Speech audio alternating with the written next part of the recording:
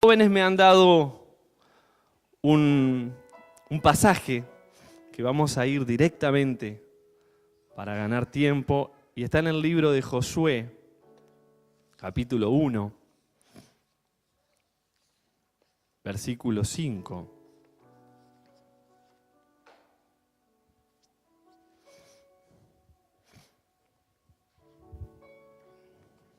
Que no trajo la Biblia.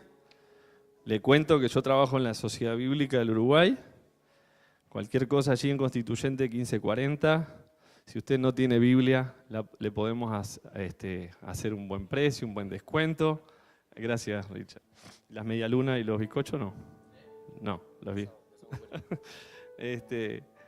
Abran su teléfono, su tablet, lo que allí esté y marquen ese pasaje, Josué, capítulo 1, versículo 5.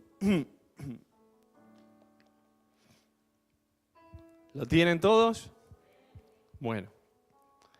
A ver, ¿alguno de estos niños que está aquí adelante, ya lo encontraron? ¿Sí? Vení, léelo. ¿Te animás? ¿Cómo no te vas a animar? ¿Cómo te llamas? Máximo. Bueno, Máximo, ¿te animás a leerlo? Dale, yo te sostengo acá. ¿Hasta cuál? Solo el 5. Nadie te podrá hacer frente en todos los días de tu vida. Como estuve con Moisés, estaré contigo, no te dejaré ni te desampararé. Gracias, Máximo.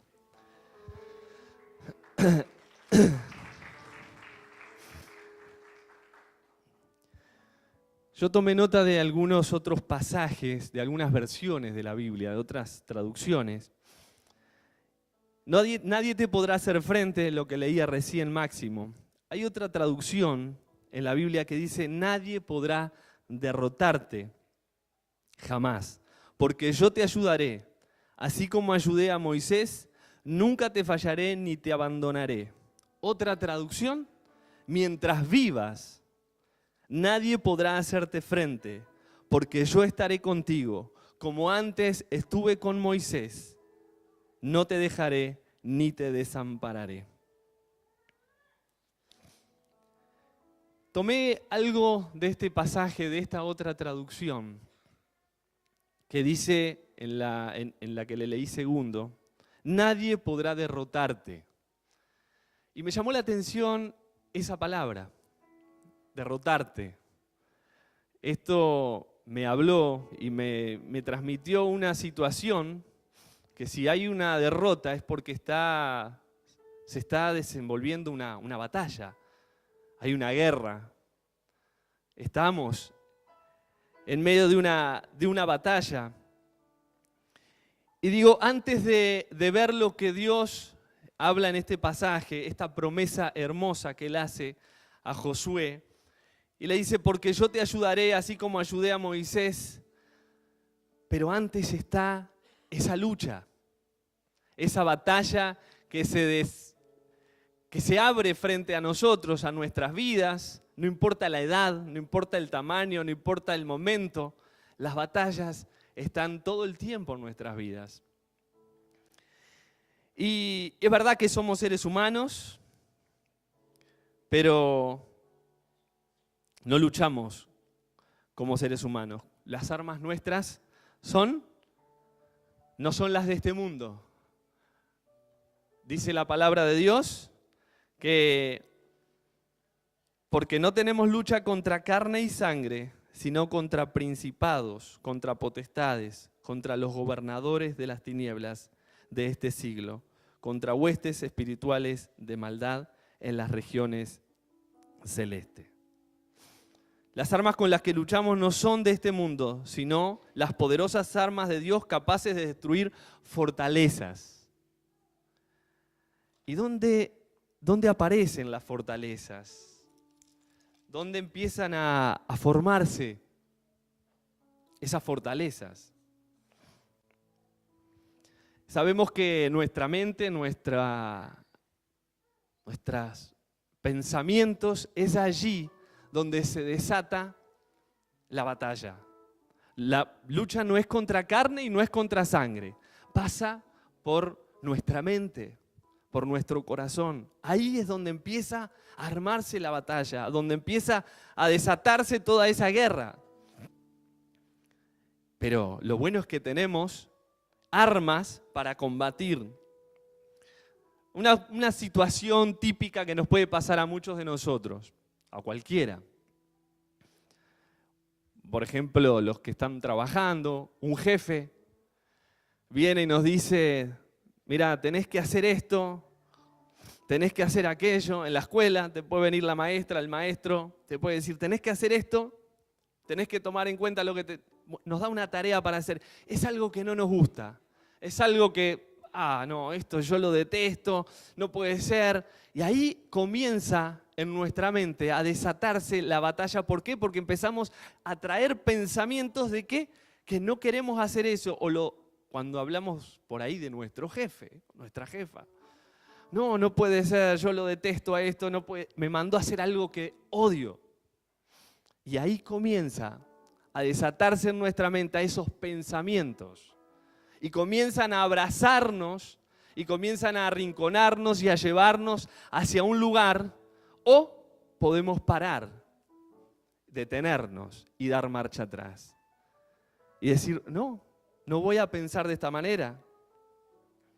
Tengo la oportunidad de hacer algo al respecto, pero depende de nosotros, depende de vos, depende de mí, que hagamos algo al respecto. Si no lo hacemos, obviamente, allí quedamos cautivos de ese pensamiento, y eso se quedó, se guardó. Ahora, haciendo referencia a esto, un pasaje de la Biblia dice, haced todo sin murmuraciones y contiendas.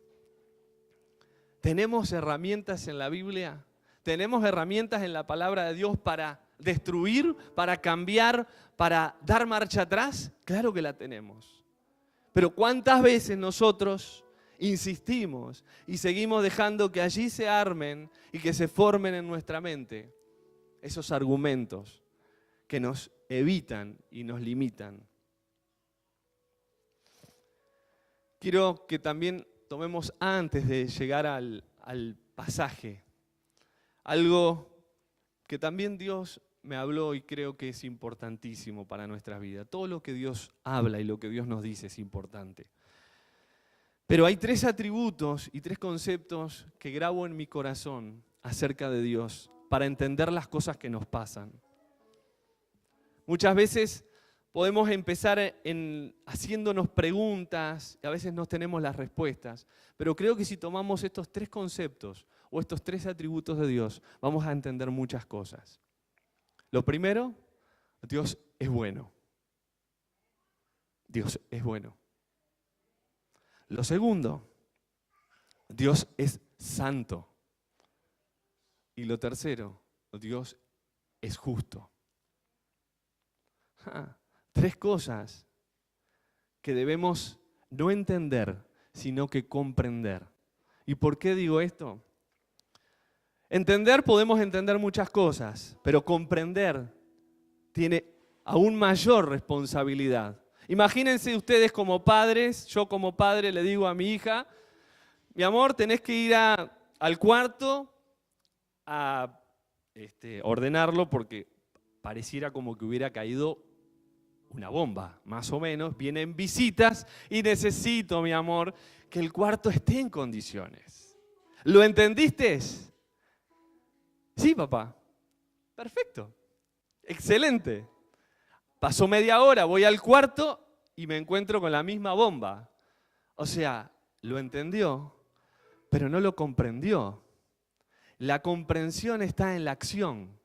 Cuando ella va y actúa, ahí lo comprendió. Si no, otra vez más yo tengo que reiterar, o usted, ¿cuántas veces los que tienen chiquitos, bueno, van a ir creciendo y se va a dar cuenta de lo que yo le estoy diciendo? Porque yo también lo hice con mis padres. Así que la comprensión es un poco más de entender. Tiene que ver con nuestra acción. Si nosotros no tomamos acción, es simplemente entendí. Por eso estos 3 conceptos de Dios, de que Él es santo, de que Él es justo y de que Él es bueno, no importa el orden, pero sí tenemos que entenderlo. Porque lo que les pase a ustedes, lo que me pasa a mí, siempre está lo bueno de Dios. Siempre está lo justo de Dios. Siempre está cada una de estos atributos. Simplemente voy a pasar por algunos pasajes, porque de eso se trata. Como decíamos al principio, se trata de Él. Y si hablamos de Él, tenemos que hablar de su palabra. Dios es bueno. Dice, pues tú, Señor, eres bueno y perdonador, abundante en misericordia para con todos los que te invocan. Y me encanta esta palabra. Y hay dos palabras. Porque tú eres bueno, perfecto. ¿Pero qué? Perdonador. ¡Ja! Perdonador. Y Dios perdona. Y dice más adelante, abundante en misericordia ¿para quién? Para todos los que le invocan, los que le buscan. Salmo 86, 5. Dios es bueno en misericordia, es perdonador. O sea, ya me tengo que agarrar de ese concepto de que Dios es bueno y es perdonador. Y eso, acá sigue diciendo, a todos los que le buscan. Grande en misericordia. Si vos, yo, estamos buscando a Dios, Él va a ser bueno, nos va a perdonar. Sus misericordias se renuevan cada mañana. Y Él es bueno. Siempre tengamos en mente que Dios es bueno. Dios es santo. Mientras pensaba en esto, digo, ¿cómo me puedo dar cuenta de que Dios es santo? ¿De qué manera yo me doy cuenta que Dios es santo? Y mientras meditaba en esto, digo, ¿cómo llego a entender y a comprender? Y sinceramente, lo que Dios habló a mi corazón, me dijo, cuando escogemos adorarle, es ahí donde empezamos a conocer la santidad de Dios. Porque empezamos a adorarle y vamos acercándonos a Él. Y eso nos lleva a tomar una decisión que tiene que ver con la obediencia. Y nos lleva a servirle. O sea, cuando yo comienzo a adorar a Dios, en cualquiera sea mi circunstancia, mi situación, la que estés viviendo, porque son situaciones difíciles, pero en ese lugar secreto que solo vos y Dios conocen, pero cuando comenzamos a adorar a Dios, allí en ese secreto, ahí empezamos a acercarnos y entender que debemos obedecerle y ahí a servirle. Y ahí yo comenzaba a decir, Señor, es de esta manera que empiezo a conocer tu santidad. De esta manera yo comienzo y puedo lograr entender que tú eres santo. Pero no hay otra manera si yo no te adoro. Solo de oídas, solamente como hablábamos hoy, solo porque entiendo que eres santo. Porque me dice la Biblia, necesito saber que tú eres santo. Y de la manera que podemos saber que Dios es santo, es a través de la adoración. De nuestra vida adorándole. Y ahí empieza esa etapa. Cambiamos, transforma nuestra vida, nos lleva a obedecerle y a servirle. Dios es justo. Más bien, busquen primeramente el reino de Dios y su justicia. Y todas estas cosas les serán añadidas. Busquen primeramente el reino de Dios y su justicia. Y todas estas cosas os serán añadidas. ¿Qué decir de estos conceptos, estos atributos de Dios? Que Él es justo. ¿Qué le está pasando a usted? ¿Qué nos pasa? ¿Qué me ha pasado a mí? ¿Ha perdido un ser querido, un familiar? ¿Sí? ¿Me ha pasado? ¿Algún chico, algún hijo, algún nieto, algún sobrino en una situación difícil? Hoy la sociedad, la juventud, difícil, ¿sí? Pero no dejamos de creer que Dios sigue siendo bueno, sigue siendo justo y sigue siendo santo. Porque Él, a su tiempo, tiene su misericordia y Él es justo y perdonador. Eso es algo que me abrazo cada día para poder entender primeramente lo que Dios significa para nosotros y lo que Dios puede hacer en nuestras vidas. Vamos a leer de nuevo el pasaje que decía Máximo hoy. Nadie te podrá hacer frente en todos los días de tu vida. Como estuve con Moisés, estaré contigo. ¿Está bien, hermano? ¿Todo bien? ¿Usted ahí? Yo voy mirando el tiempo. Que Dios nos abra el entendimiento en esta mañana. Dice, como estuve con Moisés, estaré contigo. No te dejaré ni te desampararé. Y acá me vino, sin duda alguna, como estuve con Moisés. Inevitable no pensar en Moisés. La historia, todos quizás sabemos de qué se trata este hombre, la aventura, la travesía que hizo, pero me llamó algo la atención. Cuando pensé en Moisés, enseguida me acordé que algo le pasó antes de entrar a la tierra prometida. Pasó que no pudo entrar a la tierra prometida. ¿Y por qué no pudo entrar a la tierra prometida? ¿Por qué? ¿Se acuerdan? Los de la escuela bíblica, ¿por qué? ¿No se acuerdan por qué no pudo entrar? Parece que hubo un episodio ahí donde se enojó contra una piedra, contra una roca, algo así, ¿se acuerdan? Más o menos que, ¿no? Bueno, yo se las voy a contar entonces, muy por arriba.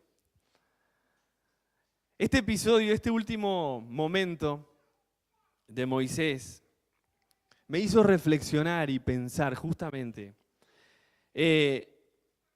digo, ¿por qué no pudo entrar? Me hice esas preguntas. ¿No se trata de que Dios es bueno? ¿No es Dios justo? ¿Dios no es santo? ¿Qué pasó? ¿Qué sucedió? Algo tiene que haber sucedido. ¿Cómo? Estamos muy cerca. Él dice, no lo obedeció. Muy bien. Eso quiere decir que están prestando atención. Gracias. Por algo sucedió que Moisés no entró.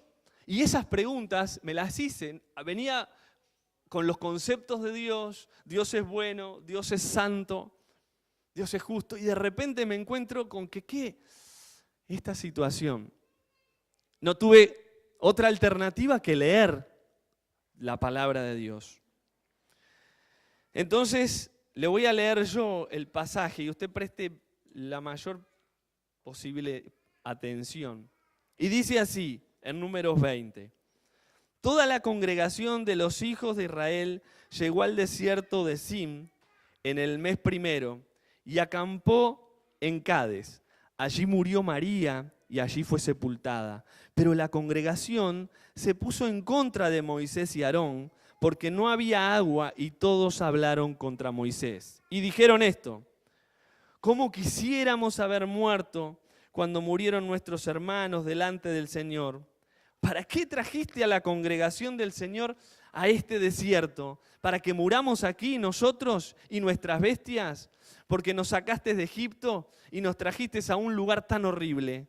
La tierra no es cultivable y no hay higuera, ni viñas, ni granadas, ni siquiera hay agua para beber. Moisés y Aarón se apartaron del pueblo, de la congregación, y se dirigieron a la entrada del tabernáculo de reunión. Allí se postraron sobre sus rostros, en tierra. Y la gloria del Señor se manifestó sobre ellos. Y el Señor habló con Moisés y le dijo: toma la vara y tú y tu hermano Aarón reúnan a la congregación. Y a la vista de todos ellos, díganle a la peña que les dé agua. Así sacarás agua de la peña y les darás de beber a toda la congregación y a sus bestias. Moisés tomó la vara que estaba delante del Señor e hizo todo lo que el Señor le ordenó. Moisés y Aarón reunieron a la congregación delante de la peña y Moisés le dijo: óiganme ahora, rebeldes, ¿acaso tendremos que sacar agua de esta peña? Y dicho esto, levantó su mano y con su vara golpeó la peña 2 veces. Al instante brotó agua en abundancia y bebieron la congregación y sus bestias. Pero el Señor les dijo a Moisés y a Aarón: puesto que ustedes no creyeron en mí, ni me santificaron delante de los hijos de Israel, no llevarán a esta congregación a la tierra que les he dado. Ahí Dios le dice a Moisés que no iba a entrar a la tierra.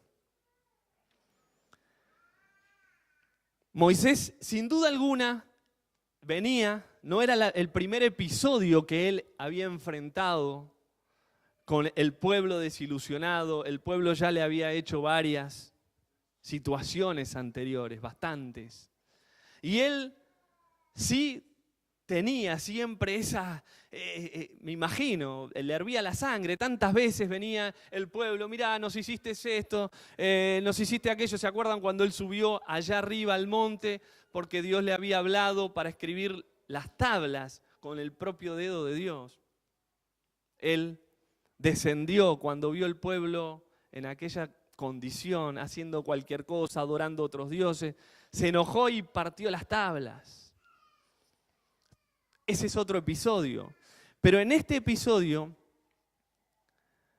quiero rescatar algo que dice: Moisés y Aarón se apartaron de la congregación. Estaban dolidos, estaban tristes, porque el pueblo, una vez más, estaba solicitando y pidiendo que ellos hicieran algo. Se inclinan en el piso y yo no me imagino otra situación que desgarradora. Yo no creo que ellos estuvieran: Señor, pero no, ellos se deben haber, como dice ahí la palabra, con el rostro en el piso, literalmente tirados en el piso, quizás hasta pataleando, no sé. Pero cuando uno ya no puede más, uno se agacha y dice: Señor, ¿qué hago con esto? En este caso él estaba diciendo: ¿qué hacemos?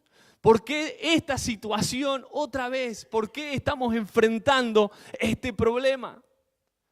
Llorando, desgarrados, y allí quizás se hizo un silencio, quizás oraron horas, quizás estuvieron tiempo. ¿Cuántas veces nosotros tenemos que estar tiempo y no llega la respuesta? Pero llegó esta respuesta de Dios y le dijo: toma la vara y tú y tu hermano Aarón reúnan a la congregación y a la vista de ellos díganle a la peña que les dé agua. Moisés agarró la vara, separó al pueblo y no vino y les dijo: lindo pueblo, ¿cómo están? Bien, bueno, ahora les vamos a dar, vamos a ver qué hacemos otra vez más. No, ahí dice la Biblia que él: óiganme ahora, rebeldes. Debería tener un enojo, una rabia por dentro y dice: óiganme bien, manga de sinvergüenzas. No sé lo que podría decir hoy. Incrédulos. Óiganme bien, les dice. ¿Acaso tendremos que sacar? Y ahí eso me empieza a dar algo. Ahí cuando empiezo a leer esto una vez más digo: ay, creo que acá comienza algo del error. Creo que acá comienza a veces nuestro error. ¿Acaso tendremos? Él se estaba atribuyendo algo de lo que Dios iba a hacer. Algo de lo que Dios es soberano y único. Y ahí él dijo: ¿acaso tendremos nosotros? Él estaba creyendo de que él podía hacer algo. Y él no puede hacer nada, ni nosotros podemos hacer nada. ¿Por qué creemos que podemos hacer algo nosotros? ¿Quiénes somos nosotros para emitir juicio? ¿Quiénes somos nosotros para condenar a alguien? No podemos hacer nada, solamente Él puede hacerlo. Y acá Moisés revela su gana, su enojo, y en medio de su ira, Él se incluye en el milagro. Hermanos, hermanas, jóvenes, niños, Dios es santo, Dios es bueno y Dios es justo, pero Él es santo, Él es bueno y es justo. Nosotros por su misericordia, por su gracia y amor, entramos al trono de la gracia libremente, pero por su gracia y su amor y su misericordia, no por nosotros. Es su amor. Entonces, acá quizás para mí, tomo esto, viendo de que Él estaba quizás inclinándose con una posición de yo, de el mí, estoy en medio de esto y soy yo el que voy a hacer. ¿Por qué les digo esto? Porque dice la Biblia, y no es que golpeó una o dos veces, no se trata de las veces que golpeó la peña, no se trata de las veces que golpeó la roca para que saliera el agua. Dice, puesto que ustedes no creyeron en mí, y ahí me habló y me abrió el entendimiento, puesto que ustedes no creyeron en mí. Por eso me da, y vuelvo a lo que dije anteriormente, ¿tendremos que sacar agua? Ustedes no creyeron en mí. ¿Cuántas veces nos falta creer solamente en Él? ¿Cuántas veces nosotros entendemos o queremos hacer que la mano de Dios se mueva? O intentamos de que Dios vaya por este camino o por este otro, como que ayudándole a Dios. Como que Moisés le estaba ayudando a Dios. ¿Cuántas veces queremos ayudarle a Dios a acelerar los procesos, a acelerar los tiempos? Una vuelta hace algunos años, algunos que no saben, otros sí. Yo soy hijo de pastor también. Y mi papá se enfermó mucho. Le diagnosticaron un cáncer en el estómago y en menos de 9 meses mi papá se fue. Sin duda alguna que era una batalla que se había desatado, que se había puesto en nuestra familia, en nuestra situación. Y ahí en medio de esa situación, mi papá, pastor, más de 38 años de pastor en un mismo lugar, ¿cuántas cuestiones yo me hacía? ¿Cuántas preguntas venían a mi mente? Pero si él estaba bien, si gozaba de salud, si no pasaba nada, un hombre recto, una persona con un buen testimonio, fundó la iglesia. Yo nací allí, yo tengo 41 años, crecí, me crié en la iglesia toda la vida. Y ahí, en ese momento, ya no, esto va a pasar, esto va a ser circunstancial, es una prueba.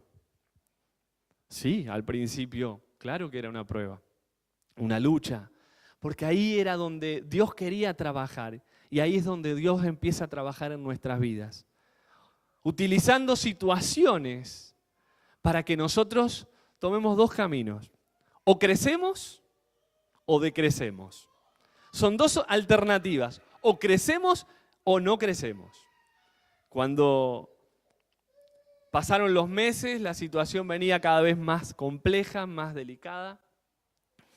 Recuerdo que yo viajando en el interior del país, solo en la camioneta, digo, bueno, Señor, necesito que me hables. Ya era una desesperación total lo que buscaba de Dios. Quería entender lo que estaba sucediendo, porque mi mente estaba bloqueada. Yo miraba humanamente, miraba condiciones que yo ponía para que Dios intentara acomodarse a mis pensamientos, pero en uno de esos viajes, en la ruta, viene en mi espíritu, no es que sentí una voz, no, a mi espíritu. ¿Por qué? Porque la palabra es la que nos habla. Y nosotros podemos derribar argumentos que se instalan en nuestra mente únicamente guardando su palabra. Porque no hay otra manera, porque los argumentos que nosotros podemos poner o los pensamientos que usted y yo podemos intentar manifestar son humanos. Ahora, cuando yo pongo en mi mente, en mi corazón, la palabra de Dios, ahí las cosas cambian. Y ahí conozco a Dios y ahí empiezo a comprender que Dios es santo, es justo. Y viene esa palabra que dice, he acabado la carrera, he guardado la fe. Y yo me quebré, paré, lloré. Dije, ahora entiendo, Señor, que tú tienes un propósito sobre la vida de papá, sobre la vida de nuestra familia. ¿Por qué? Porque entendí a través de su palabra, y no es mío, no es algo que yo lo provoque porque digo, yo Samuel Duarte, porque tengo tantos años de hijo de... No, hermano, si yo no busco de Dios y no le pido auxilio a Él, si usted no busca a Dios, si usted le pide auxilio a Dios, no, las cosas no van a ser dadas vuelta porque sí. Hay un propósito. Y en ese momento comprendí que Dios tenía un propósito. Y dice este pasaje, puesto que ustedes no creyeron en mí, ni me santificaron delante de los hijos de Israel, no llevarán a esta congregación a la tierra que les he dado. Necesitamos creer en Él. Necesitamos creer en Él todos los días. Cada día necesitamos agarrarnos de sus promesas. Promesas que nos ofrece quizás las personas no son tan ciertas ni verdaderas como las promesas que Dios nos ofrece. Si usted piensa agarrarse de otras promesas, lamento decirle, hermano, que mi hermana, jóvenes, niños, si nos agarramos de otra promesa que no sea la de Dios, estamos fritos. No tenemos escapatoria. En alguna le vamos a agarrar. No quiere decir que no erremos, que no fracasemos, que no fallemos. Sin duda que lo hacemos. Pero su promesa, su palabra, como dice al principio, dije Josué 1:5, nadie te podrá hacer frente, como estuve con Moisés, estaré contigo. No te dejaré ni te desampararé. Les voy a pedir a los músicos que ellos pasen, porque antes de terminar,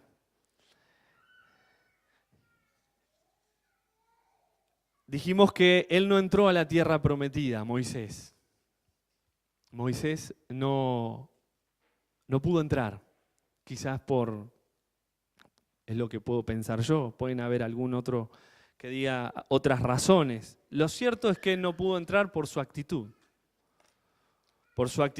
de enojo, de ira. Él no pudo entrar a la tierra. ¿Cuánto pesa en nuestra vida la actitud? ¿Cuánto pesa en nuestra vida a veces las decisiones basadas en nuestra actitud? ¿Cuánto cambia el rumbo de las situaciones en nuestra actitud? Pero hay algo tremendo para mí y quiero dejárselos a ustedes. Quiero compartirlo con ustedes. Algo que me impactó y que me llenó que vi, como decir, veo la gloria. Si bien Moisés no entró en la tierra prometida por su comportamiento, por su actitud, hay algo, para mí, vuelvo a decir, glorioso. Dios no lo descartó a Moisés para siempre. Dios no lo descartó a Moisés para siempre. Dice la palabra de Dios, 6 días después, Jesús tomó a Pedro, a Jacobo y a Juan su hermano, y los llevó aparte a un monte alto, y se transfiguró delante de ellos. y resplandeció su rostro como el sol, y sus vestidos se hicieron blancos como la luz. Está hablando de Jesús. Y he aquí, les aparecieron. ¿Quiénes aparecieron? ¿Se acuerdan?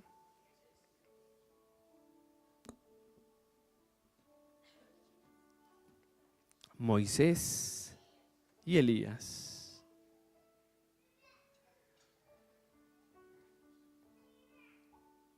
Moisés no entró en la tierra prometida.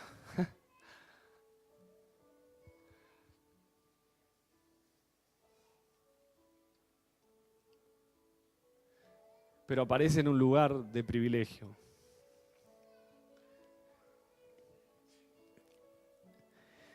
Quizás esto para algunos puede ser lo que estaba buscando, lo que estaba necesitando. Lo cierto es que Dios, cuando me muestra esta escena, digo, Señor, qué misericordia que tienes, qué amor que tienes, y sigo creyendo en que eres justo, en que eres bueno y que eres santo. No me queda otro margen para pensar de lo que significa Dios para cada uno de nosotros. Yo no sé qué significa Dios para vos. Si no lo conoces, si lo estás conociendo, quizás estás en un momento de incertidumbre, diciendo, no tengo claro los conceptos de Dios, no tengo muy definido, no sé si Dios es una religión, no sé si Dios es una iglesia, no sé si Dios es una organización. Y déjenme decirle que Dios no es nada de eso. Dios no es una iglesia. Dios no es una organización.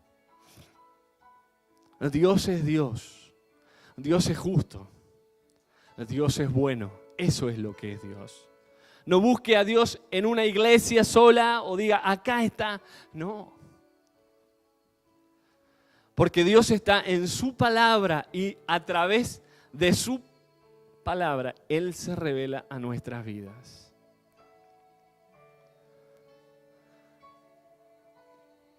No sé cuántas veces, cuántas más, Dios va a seguir revelándose a nuestras vidas.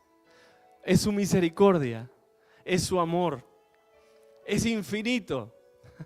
No tiene límite, no para, no hay manera de que nosotros digamos hasta cuándo. Bueno, acá el ejemplo de Moisés a mí me dice y me habla muy fuertemente, es infinita. Si Dios le dijo no vas a entrar acá, no vas a entrar, se terminó, porque hiciste esto, porque pecaste, porque te rebelaste, porque te enojaste. Bien, perfecto, pero después aparece allí en aquel lugar santo. Hermanos, Dios es eso. Dios es amor, Dios es justo, y voy a repetirlo porque usted y yo tenemos que entender completamente de que Dios es así, a pesar de las circunstancias que cada uno de nosotros enfrentamos. No importa la situación que usted esté atravesando en este preciso momento. No importa. Y cuando digo no importa cuál sea, es cualquiera. No, porque mi situación es más complicada que la de aquel, Dios va a atender primero. No, hermano, Dios atiende a la necesidad de los que le buscan. Leíamos el pasaje.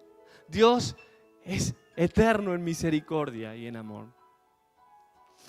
Yo no sé, como dije, capaz que es tu primera vez que venís a la iglesia, o hace muy poco que estás viniendo a la iglesia, o estás conociendo una familia, estás acercándote a una gran familia. Lo cierto es que Dios quiere mostrarte y quiere revelarse a tu vida y a todos nosotros a través de su santidad, a través de su bondad y de su justicia. Y ahí donde está, incline su rostro, les voy a pedir, vamos a orar en esta mañana.